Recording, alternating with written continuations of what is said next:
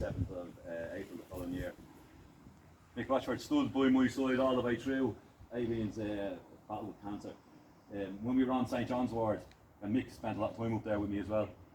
We've seen the hardship that people had to go through, and suffering for financially. I'd just let go out of work myself. I'm an avionic, I'm an aircraft engineer, and I've been let go from SR Techniques, and struggled really hard.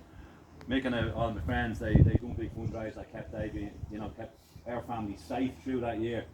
And the village of Dunboyne, which is not far from here, was absolutely fantastic. Dunboyne Castle was superlative. And that's where the idea of Avian's Pink Toy came from. It was like a little acorn that was planted on St John's ward, and it's grown into this mighty tree, now this mighty oak. And I always thought that it'd be lovely if everybody in Ireland had the same support as we had, as my family had on St John's ward with Avian.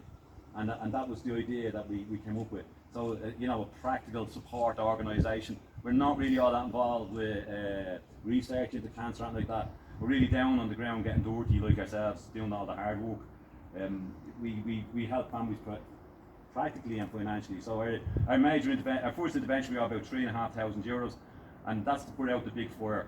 So then, we drip feed that through. If they need it all at once, we give it to them all at once. If they don't need it all at once, then we'll put it out over whatever amount of time they need it at.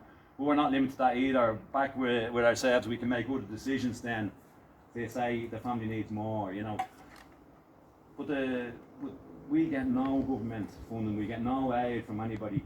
Like, if it wasn't for you lads, if it wasn't for the guys like ourselves, right, the people that raise money for Avian's Pink Toy, we can't operate and we can't help the family. And like, I walked into St John's ward on a Sunday, 11 years ago, and didn't know what was happening to me. And sadly, probably this week, 3 or 4 people have walked into St John's ward. So without you lads, without all this fantastic support and all this wonderful kindness, we can't do this. So from me and Mick from Avian's Pink Toy, good evening and thank you so much. It should be good crack. We're all